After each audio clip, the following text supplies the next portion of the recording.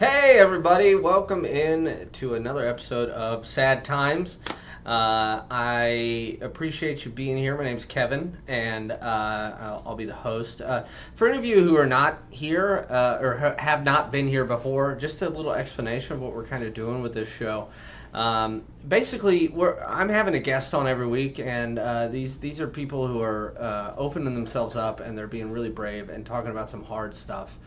And it's because I believe that we all go through some really, for lack of a better term, shitty stuff in our life, sometimes daily.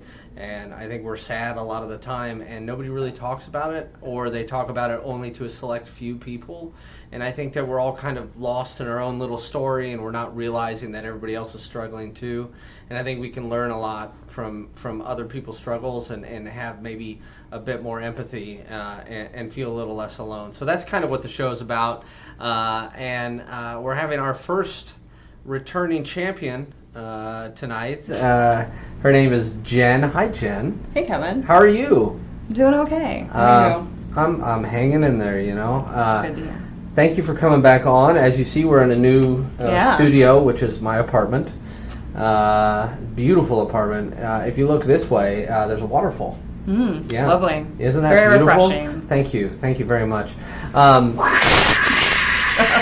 Yeah. Oh God, the sound turned on real fast. That was weird. We're here in my apartment, and we're having you back on. And you and I, unfortunately, we kind of reconnected on this sort of show and topic because we lost a friend of ours very unexpectedly about 10, 11 days ago, I think. And I definitely want to talk about her. Her name was Nikki, one of the funniest, kindest, just thoughtful people I've definitely ever met. And I told a few people this. I think she was a smart ass in all the right ways. Yes, she has so much sass. Oh, she was a sassy person. And her name was Nikki, and it was short for Dominique. But I always called her Nicole. Yeah. And so I'd go, hi, Nicole, and she goes, hey, Kevin Teen Lee the Third. And things so like that. So anyway, we'll talk about Nikki, but you and I have talked a little bit about grief and death and loss. Obviously, it's something that we all are going to experience, and then people are going to grieve when we go. So I guess I want to start with grief itself. What do you think grief is? That's a good question.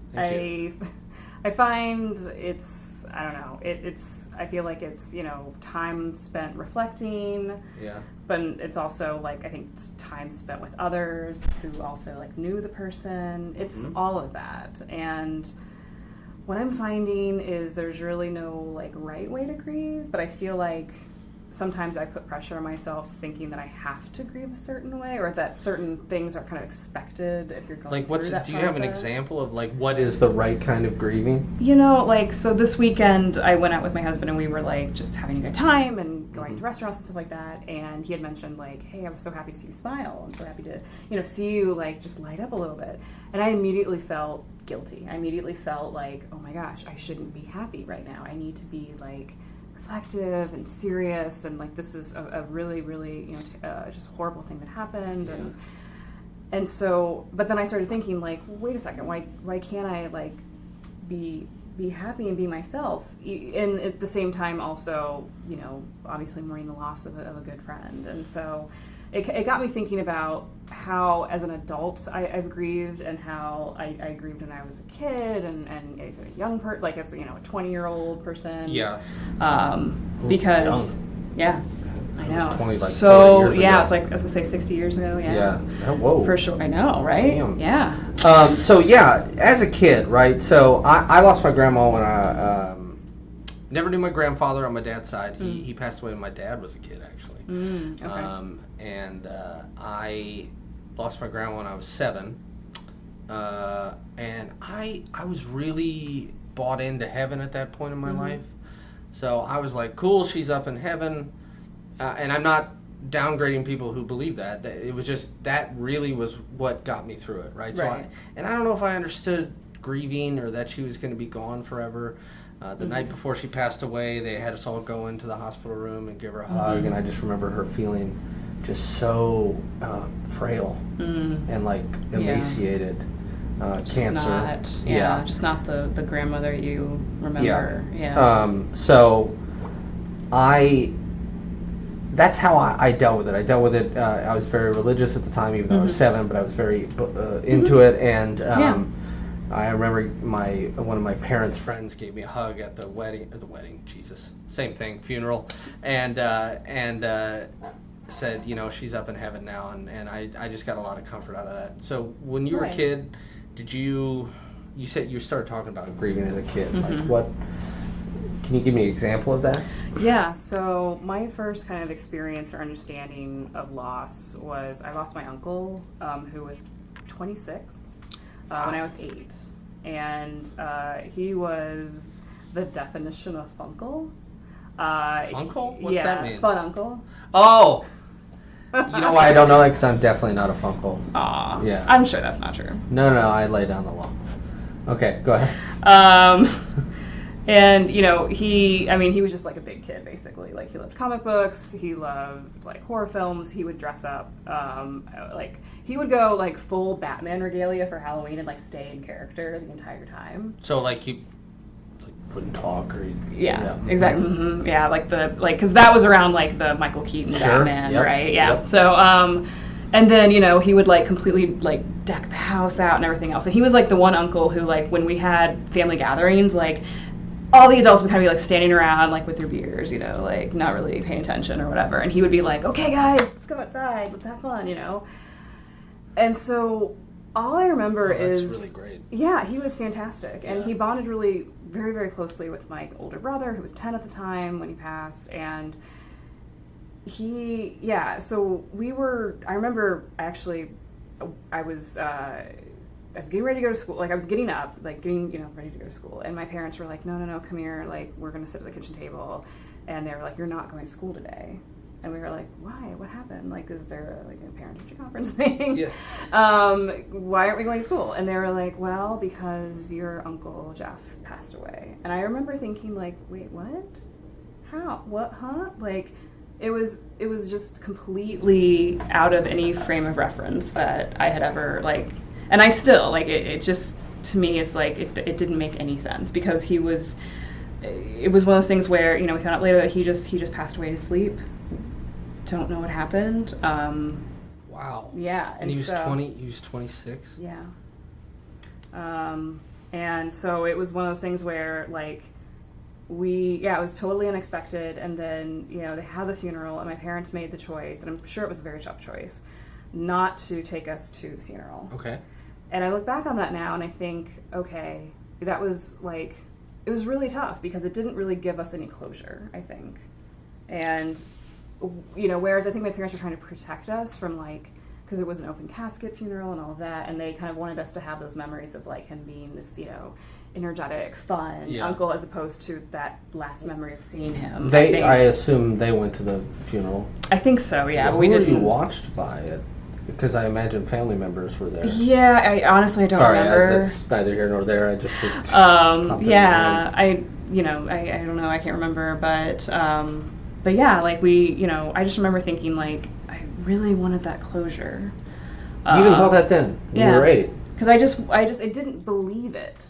Like, I didn't, like, it just, and yeah, looking now, I'm like, it's because I didn't comprehend that this had ended, and I didn't go through that kind of ritual of mourning in that traditional sense, if that makes sense. Yeah.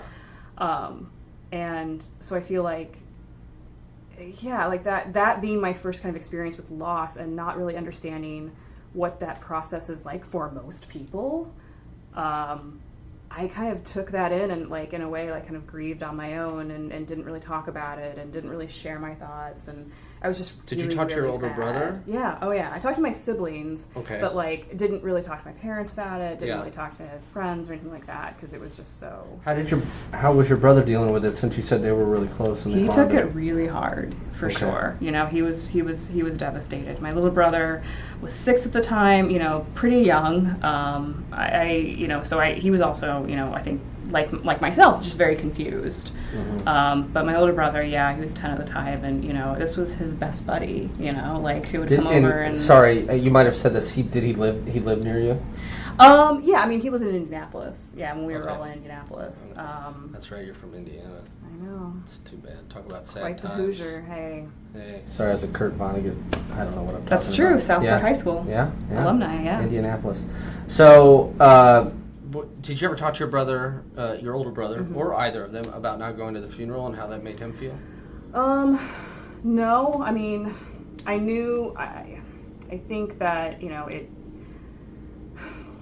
I could tell that it was tough for him to go through, and I'm not sure like if he had conversations with my parents about it or not, but I just remember feeling like I really wanted to go and be there and see that, and just to have like that sense of like that ritual, right? Like, so I grew up Catholic, and so there's a lot of there's a lot of kind of ritual things, and you're taught heaven and hell, and did you take comfort in that type of thing, like that Uncle Jeff was down in heaven? Yeah, and it was one of those things where, like, my dad's dad, I know he passed away when I was 2 weeks old, and Did he get to meet you? He did, yes. Oh, that's good. Okay. Yeah, he was very ill and had a brain tumor and was not expected to survive for, I guess, like months before I was born, and my grandma always said, "Oh, he stayed, he stayed on this earth to meet you," and I was like, "Oh," which is actually an interesting story, but I can get to that in just a second. Okay. But yeah, like it's. I think I took a lot of solace in knowing that like he was joining my grandpa, and like, oh, that there's just this place that you. And was that his dad? And no, this was on my mom's side. Gotcha. Yeah, and this was on my mom. He was on my mom's side. My grandfather was my dad's dad. Okay. But just like knowing that, like, okay, they're they're together and it's okay, and they're looking down on us and taking care of us, and my grandmother always used to. I guess my grandfather was very like fond of cardinals, and so she would like see a cardinal flying by and be like, oh, there he is. There's Chet, checking in on us. I love the idea of that, like the symbolism of somebody not being there, and you think of it, and not the St. Louis Cardinals, right? No, just the regular. Good, because I liked your grandpa. Yeah, he was a good guy. Apparently, yeah. Chet. Is that his real name or a nickname? Nickname. Yeah. So he was Chester, but he went by Chet. Good friends who are brothers, Bill and Nathan, and their dad goes by Chet. Nice. Kincaid. Awesome. Okay, so did you? I guess I'm going to ask this because I talked about this. I had a show, and I talked about this in this. Kind of, did you think about your own death as a kid? Yes. Yeah? Was it something you worried about? Yes. I would always be fearful of, like, walking near, like, large bodies of water or crossing the street or something like that, and to just know that, like, it could be, seconds and I could be gone. So, like that something would happen, or you would just... Yeah, something unexpected would happen, and that would be it. I think that kind of, like what happened with my uncle, which was so unexpected, like it kind of gave me pause to be like, oh wow, like this could happen at any moment. Like there's things that just happen to people, and sometimes we don't know. And that's, I don't even know if I've still, to this day, I mean, I know that obviously, but I don't know if I've fully processed that. To be honest with you, sometimes it hits me. Yeah. But I think, like most of us, I do something to drive the thought out of my head. Oh, for sure. I think you have to. Yeah. In order to like stay functional. Because I think for me, like it comes and goes, but it's just one of those things where I feel like in those moments of those little reminders or things that I see, I go, oh, that's right. Yes, this is all very short-lived. And this could be me tomorrow. This could be me next week. This could be me in a month from now, or 20 years from now. Right. When I'm 80. When you're, sorry. Yeah. You're younger than I am. So. But did you worry about hell? No, actually. Never worried about hell. No. Yeah. I know, right? Like, how did I get out of that? Yeah. No. Even as a Catholic. Even as a Catholic, yeah. I was like, be fine. Yeah. Have you? Wow. Yeah. That's surprising to me. I know. I guess I feel like you are somebody who would really worry about eternal damnation. The same way that I did, because it was so bad. Right, true. Yeah, that's not because I think you're going to be damned. We'll see, I guess, on my judgment day. We'll see. We'll figure it out, yeah. You do only have one Bob Dylan tattoo. That's true. So. And you have none. Whoa. I mean. Whoa. That's a good point. I mean, I'm going to hell. Although Mike Cole smoked my soul when I was 18, so. Oh, yeah, I remember you telling me that story, Yeah. So, you lost your uncle, you were 8. Yes. He was 26. What comic books did he like? Do you remember? A lot of Superman, Batman, okay. So like DC is that? Oh, that's right, because he dressed up as Batman. Yeah, that is DC, yeah. Yeah. Okay. Any Green Lantern? Not that I know, but he's also a huge Rush fan. Huge Rush fan. To each his own. Yeah, to each their own. I like that Tom Sawyer song, all right, I guess. That's the only one that I know of. Yeah, they had a whole Ayn Rand concept album. Oh, speaking of burning in hell. Anyway, that's awesome though. But if you have a band, I mean, I obviously, you and I both love the Beatles very much. Yes. And, it's great to have that thing. Yeah, right? that kind to of have passion. That whole collection. Yeah. And it sounds like he was a really energetic guy. So he would probably be somebody who, if you said to him, "Hey Jeff, tell me about Rush," he would. He'd be into it. Very gestury. Yes, for sure. Awesome. Yeah. Okay. Yeah. So you didn't worry about hell, but you thought about your own death a lot. Yeah. Did you think you were going to heaven? Yeah. Okay, gotcha. I did too, or I hoped, but I got really. Oh, go ahead. Oh no, I was gonna say I was like, I guess in the sense I was like, oh okay, well then if I'll just see my grandfather and I'll see my uncle and I'll see all these other family people that I had met and yeah. I had a major panic attack one day in the shower when I was like 10 or 11 because I was like, I don't know how I'm gonna be happy forever. I don't know how I'm gonna stay okay for eternity, and I got really fucked up about it. Yeah.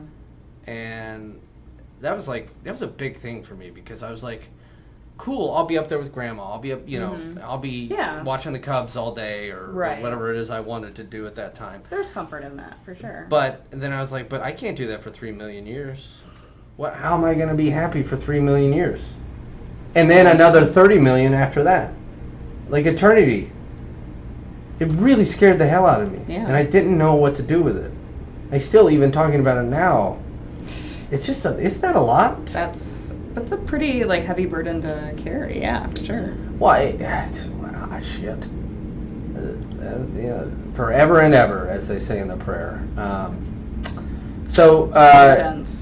You were 2 weeks old when you lost your grandfather. Are your other grandparents, did you lose any other grandparents when you were a kid, or?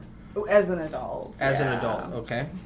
So I lost my grandmother when I was, 2007, so 24. That's how old I was when I lost my other grandmother. Yeah, and then my mom's mom I lost when I was 19. And that was a very sudden thing as well. And, we didn't know how sick she was. My little brother and my parents had gone out to Indianapolis to visit her, and it was also the first time my little brother had gone back to Indianapolis from when we moved out to Virginia. So it was like a birthday, and it was actually around his birthday. And got out there and realized how sick she was. And she moved to hospice, which is just that's really really really tough. In the meantime, it was over Thanksgiving, so I was actually at home with my older brother. It was my first time home from school. When I was in Richmond, and so I spent Thanksgiving with my brother eating Chinese food, which was awesome. Yeah. My grandmother passed away while they were there, and my little brother had a really hard time with it. I remember talking to him about it, and I've still talked to him about it. How everything happened so suddenly, and how he was there when she passed, and all of that, and just how it affected the family, and it really caused a lot of just a lot of hurt, because she was kind of the matriarch. My mom was one of 8, You know, and she Wow. was the matriarch of this huge family, and you know, she was also like 5 feet tall, and like you know, like so she was small in size, but like exuded a lot of influence. And I remember that was the first time I ever felt angry. I felt about the death. About the death, yeah. Okay. Like I had felt sad before about, you know, my uncle passing and my grandmother when she would tell me stories about my grandfather, and you know, I always felt sad when I would tell her like, oh, my birthday's coming up, and she'd be like, oh, yeah, I guess it's been 12 years now. And I was like, what? And it was because she... Oh, right, the 2 weeks. Yeah. So he had passed very close to after I was born. Yeah. And I just always felt really bad telling her that my birthday was coming up because I knew that she was... sad. Yeah. So this was the first time I was really angry. And so, like, instead of, like, grieving, I guess, normally or, you know, just being sad, I was just so angry. And I was angry because I wasn't there. Because I was 19 years old and, you know, like, I should have been there. And I remember coming home, my mom had like some family friends drive me home because they were still in Indianapolis and I had to go back to school. And I remember going to my dorm room and there was like a party going on, and I told my roommate, I was like, can you please like have these people leave? Like I just really need my space. And she was just like, what are you talking about? Like, it's my room too, whatever. And I took, it was like a plate of, it was like eggs or something that she had made, and I threw it against the wall. And I yelled, everybody out, now. Did they leave? They all left. Okay. And I immediately felt awful, because I was like, oh my gosh, like, I can't believe you just threw this thing against the wall, and you just yelled at everybody. But I was just so angry about losing my grandmother. And I just, you know, I just wanted that space to just be pissed off about it, and upset that she was gone, and upset that I wasn't there. And, you know, I didn't get that space, and I, like, acted out, you know, and I still feel bad about it. My roommate, like, apologized later, but, you know, I was like, oh, why did I have to throw this thing against the wall, you know? But it was just, like, in the moment, like, the only thing that I could do. I was like, I can control this thing that's been sitting on my bed, and I'm just gonna, like, you know, move it. Move it. Rapidly through space. Yeah, So that was, you know, losing her was really tough. And then when I lost my grandmother in 2007, when I was 24, I was living in New York City. And oddly enough, I did something very similar. I was working as an intern. I was in New York. And my mom called me at like 9 o'clock in the morning, which she never called me during work hours. And so I knew something was wrong. And she called me and said, your grandma's passed. And I had a pencil in my hand and I threw it across the room. No one was in the room, but it was like I just needed to release that, like, just being so angry. And it was bad because once again I felt like I was not there. Was that expected? Like, had It she was, been ill, or? yeah, she'd had a stroke, and, you know, she had been in, like, we moved her from Columbus, Ohio, which is where my dad's from and grew up, and she lived there, and then we had her come live in Virginia with us, and my mom was helping taking care of her, and she was actually doing better. Like, she was going through physical therapy, she was gaining weight back because she had lost a whole bunch of weight, just from she was in a nursing home for a while. And so my parents and her decided, like, you know, she wanted to be with family. So it gave me some, like, comfort to know that she was, you know, with my family, like with my mom and my dad. Yeah. She was also 85. Good life. Yeah, for sure. And yeah, it was just, you know, so it was expected, but I think because she had started to kind of take a turn for the better. I'd kind of like had really high hopes of like, oh, okay. And I was actually getting ready to go home and see her and all these things. And I, once again, just was angry that I wasn't there to say goodbye properly, you know, and that kept with me for a long time. And I was very angry. I remember going to the funeral feeling just very upset that I couldn't be there. And so my grieving was really in my anger. Yeah, and I kind of isolating myself from my family a little bit. Yeah, I think anger is common in grief, right? Oh yeah. Yeah. Jeremy says when you're not there, often it makes you feel guilty. Oh yeah. Yeah. Absolutely. He also says though, Cubs wouldn't be in heaven. Sorry. So. Who said that? Jeremy McDad on there. All right. Woo! That's some harsh shit, man.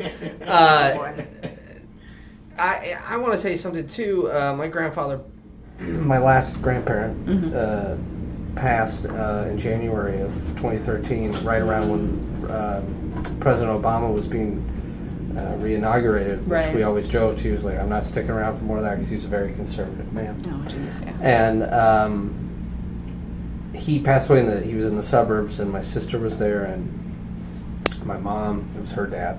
Okay. And I think my stepdad was there. And I didn't go. And I should have. Yeah, I was gonna say, do you feel like you Kelly's my sister. Right, yeah. She was mad at me. Okay. And I think rightfully so. Was there a reason you didn't? Just because? No good reason. Okay. I didn't have a car, but I was dating somebody at the time who did. Okay. It was about I don't know, I remember an hour and a half away. I think I was thinking he would pass before I got there. He was, I don't want to say he's in a coma. He was definitely not conscious. Okay. And they were just around his hospital bed. His wife, my grandmother, died about 7 years before. Okay. And if there are no Cubs in heaven, Grandma's going to be pissed.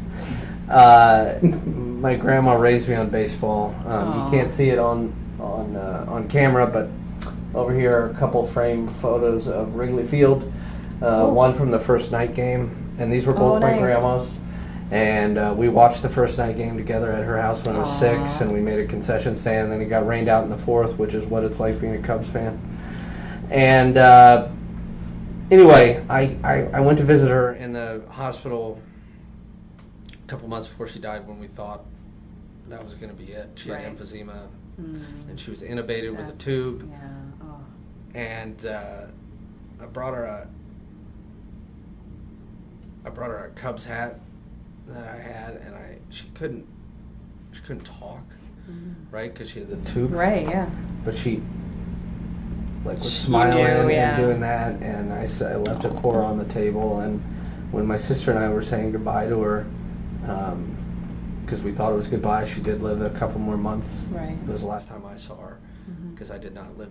I lived in Cleveland, unfortunately, and she finally, we were standing there crying, and she finally was like, "Yeah, just you can go," and that was terrible. I think about her a lot. She was she used to always, every time she said goodbye to me, now my parents were divorced when I was 8, every time she said goodbye to me, "You be good to your mother." Oh. Every time, without fail. And she was just a kind, kind of a matriarch as well. Right. Tough lady. Yeah. Loved baseball, and that's why I love baseball, is because of her. And that was probably the closest, her and my grandpa, because I was 7 when my grandma died.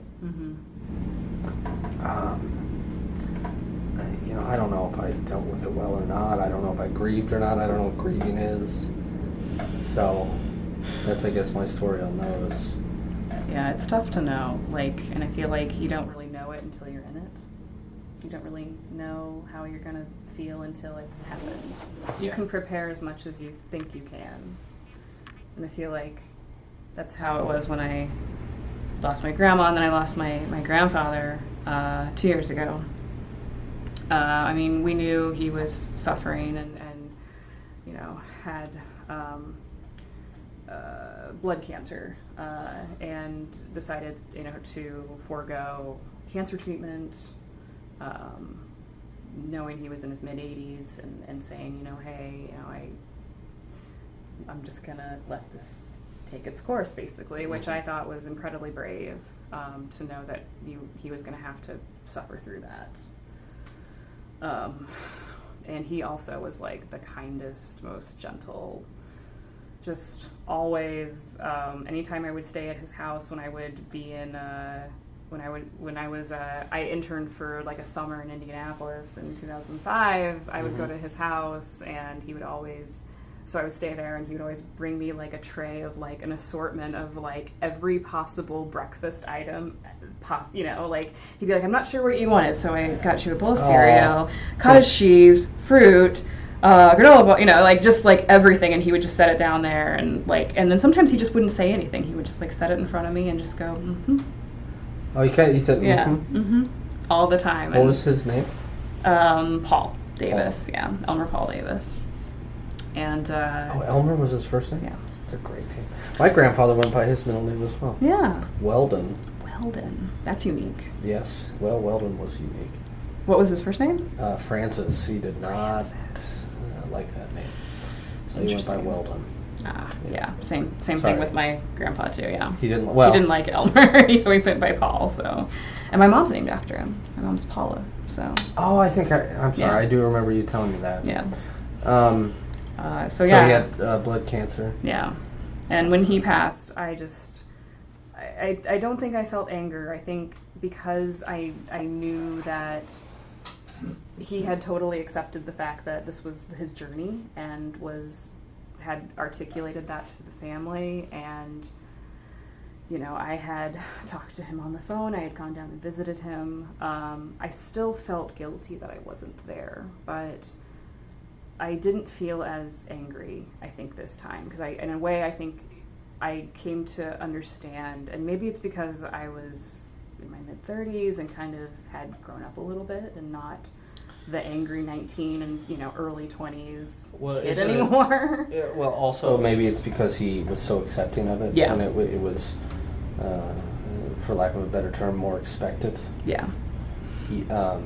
Oh, for sure, yeah, and, like, it was kind of what his plan was, and just and it was tough because you want to obviously them to stay around because you love them, and they're my grandparents, my only grandfather that I ever got to know, but I also wanted to respect his wishes and know that this is how he wanted to leave the world. And what was helpful is I did get to go to we had like a memorial for him and just hear stories and things and meet some of his siblings who I hadn't seen in God knows how long, and that's always fun, they're like, I remember you when you were this tall, and stuff like that. And so like that part of it I really liked. When I was younger, when I went to like my grandmother's funeral, it was really tough for me to like meet her friends and meet it. I had isolated myself so much to the point where I didn't cry until we actually went to bury her. Yeah, that's always, I think that's... I don't know how common that is. I don't know if it's common or not. I think that is just really hard to take. Yeah, because it was all in one day, and it was in the middle of February. Oh, good. In what part of the country? In rural Ohio. Oh. Yeah. Mm-hmm. So, I mean, we joked about how, she always never wanted to make anything difficult for anybody. She was always more worried about other people than herself.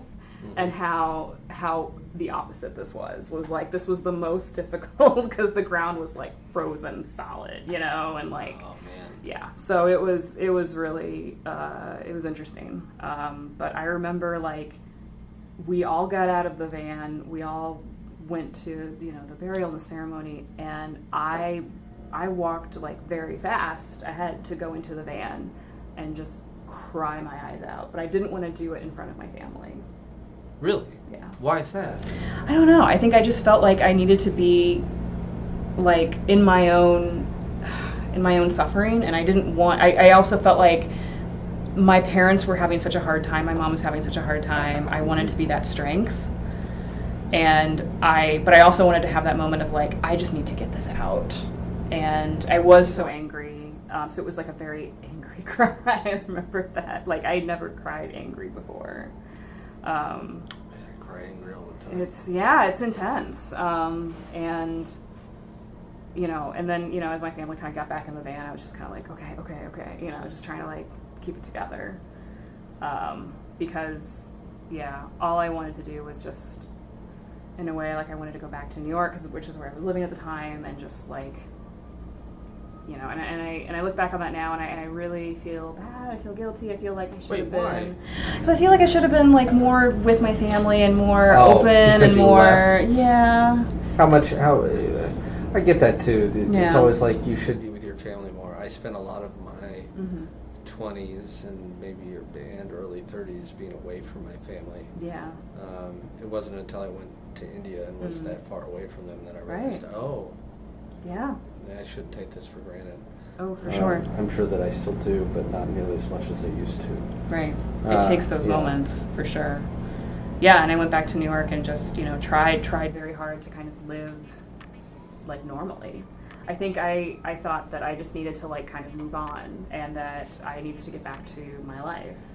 And I kind of like suppressed a lot of things, and I didn't go through that grieving process. I just kind of started working again and just going back, you know, and just trying to act like nothing had happened. And that was my big mistake. And I didn't have anybody around at that point who told me, like, you know, it's okay. It's okay to, like, take care of yourself. It's okay if you need to take time, or if you need to, like, go cry, or if you need to, like, you know, like, I didn't really have that. And I felt like in a way that showed, like, lack of strength, or that, you know, I couldn't be this person to kind of keep it together. Even when you weren't around your family, you still felt like you had to keep it together? Yeah, I don't know why. Because I don't feel like that now. I'm not sure what changed, but I think when I was younger, and maybe because, like, I was also the first person, like, move away from my family, and I was, like, trying to prove myself, and felt like, you know, I needed to stay strong, and to, you know, be okay with this, and be able to move on. And, you know, it was almost like, I think, a self-preservation thing. It's like I didn't want myself to go down that road of feeling so immensely sad. It was a way for me to, like, just keep myself sane. Yeah. You know? Right. By repressing everything. Yeah. How did it come out later? Or did it? You know, I think later it came out, like, just, I remember having, like, very vivid dreams about, like, my grandma, and, very, like, I don't know, like, I just, and she would, like, come to me in my dreams, and I'd wake up and I'd just be in tears. And I think also, like, you know, I don't know if it ever really necessarily came out, like, all at once. I think it just made me very, like, yeah, it made me, like, agitated a little bit. It made me a little bit less, you know, passionate about what I was doing at work, things like that. Like, it just kind of, it was like a slow trickle of, you know, and yeah, so that was kind of my, you know, big experiences with grieving. And can I ask you one thing, other thing, and before we talk about the recent events? What about grieving for a pet? Yeah, that's okay. Sorry. That's. I just think that's something that's really universal. Yes. And I did it when I was a kid, but I haven't too much as an adult. And as I'm having this conversation, it sure seems to me that I am trying to avoid grief in all ways. Yeah. But it's really tough. So when I was living in New York, I adopted a cat. Her name was Francie. She's actually named after the character in A Tree Grows in Brooklyn. Which is a wonderful book. Which is an amazing book. It's one of my favorites. So I named her after that character because that character was such a fighter and just such an amazing spark of energy, and I just love that book so much. I do too. And so you know, Francie was my, she was the person that I came home to and, you know, shared all my frustrations with. She caught a mouse once in my apartment. Oh, was she proud? Oh, I came home and I just heard this meow, meow, meow, meow, meow, and I was like, what is this? And there was, like, one part of the mouse there, another part of the mouse on the table, another part, but she led me to, like, each piece and was like, look what I brought to you. Look what I killed for you. These are your presents. And when I was like, oh God, and, like, trying to, like, cringing and clean it up, she was just like, what? These are my presents. Don't please. What are you doing? So, and there's just so many stories. But yeah, I had her for 12 years. She passed in February, and it still stays with me, because we had to make the choice, and it was a very difficult choice to put her down, which is the worst decision. It's just the most awful thing I've ever had to go through, to watch the pet that you love so much just like laying there, and it's really, really tough. And she brought so much joy to my life. She brought so much joy to my husband's life, who had grown up without any pets. Mm-hmm.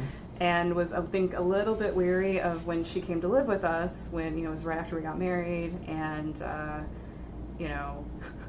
the second night she was there, she like jumped on the bed and was like, my husband was like, wait, what is this? And I'm like, oh, that's okay, cats do that, it's okay. Really? You didn't know that cats jumped on beds? He was just like, what? And I was just like, that's okay. And they were very attached. Yeah. And to this day, that bond is pretty amazing and very well documented in pictures and video. Yes, I've seen many of those photos. Many videos and photos. Yeah. It's the worst thing, and it's something that it's just so hard. And why the worst thing? Because I think with animals, they can't tell you how they're feeling. They can't tell you that it's okay. I think with people, there's that communication that is there, and they can let you know, how they're feeling, and if it's the right time, if they're accepting of, knowing, that this is what the path that they want to go on, or that, they can communicate, love and stories and all that. And, with her, obviously, she was not acting herself, and we found out that, she had these blood clots and things, and so it just came down to, okay, if she's going to live her life in pain, or if we're going to take her out of that pain. Yeah. And so we made that decision, and it was just, I felt, and I still to this day feel extremely guilty. And I can't explain why. I know that we did the right thing. I know that we did the right thing for her, but I still have a really hard time processing it. It's just, when you make that decision for another living being, even if it's a decision out of compassion, it stays with you. And you really have a hard time processing it, I think, in the short term, to try to get over that. It stays with you. I know, having seen you every day at that time, I know it was really hard. Yeah, and that was another example of not knowing really how to grieve, but being okay with it. So, and it was also the first time that I was going through that, with another person as well. With Chad. With Chad, yeah, and we really leaned on each other and got each other through it. But we still, there are moments that come up, and we had her cremated, and so we have an urn, with her in her apartment. I guess I didn't know that. Yeah. That's great. Yeah. My mom has their dog that passed away a couple years ago. We have her ashes. Mm-hmm. For that dog.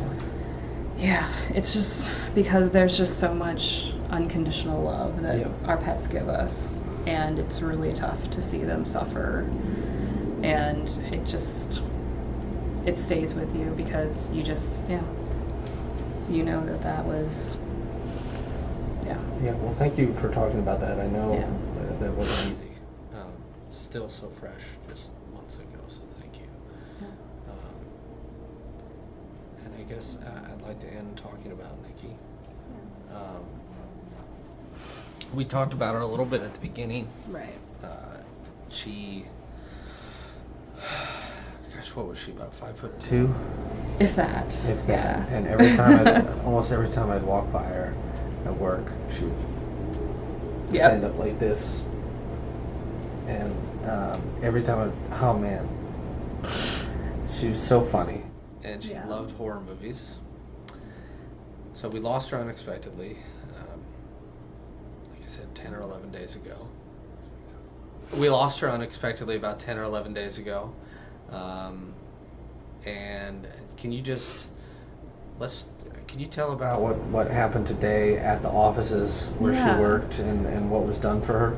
Yeah, so we all got together as a team, and all the coworkers who knew her, were good friends, or even those who had just met her, and wanted to honor her. We all went up to the roof deck of the building, and we had these balloons that we released, and it was really beautiful. And we also just got to hang out and tell stories. And one of our coworkers, Therese, she put together this amazing slideshow of all the pictures of the people had sent her, and she had she'd sent out a request to people to say, hey, I want to put a slideshow together. Can you send me these pictures?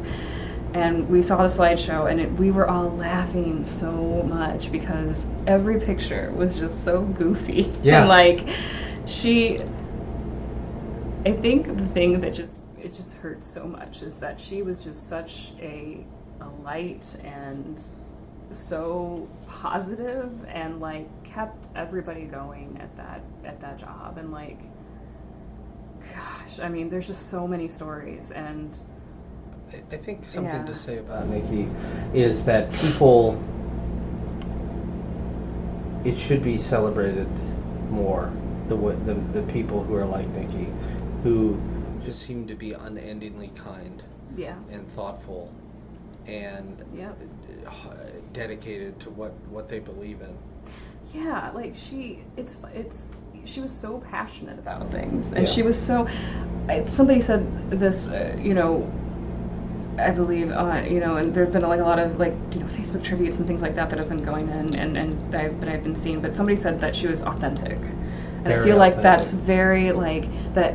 And I was talking to another friend, and I was like, I don't know anybody who was like her, because sometimes you meet people and you're like, okay, they remind me of this person, they remind me of this person, similar personalities, whatever. But she was such an original. She was so herself. She didn't care about what other people thought. At least, she projected that. Mm-hmm. But yeah, I mean, the utmost amount of kindness that she portrayed, I feel like it was. I like to kind of describe her as just unconditionally kind. Yeah, and one thing she did all the time with her own money, once or twice a week at minimum, she would go and get all these snacks and bring them in and set them up all the time.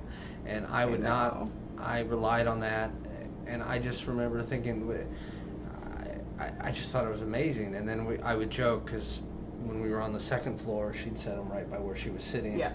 And I would be like, who brought this food here? She goes, I don't know. I said, well, I don't know either. And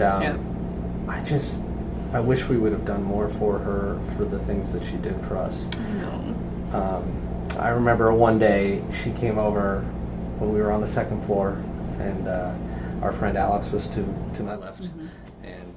You were over in the corner there, and I don't know if you were sitting there or not, but Nikki came over and I started asking her questions about her family. Mm. And I love to talk to people about their families. I love to ask people, and I just kept asking her questions, and she just kept answering them and telling me these stories. And Alex was like,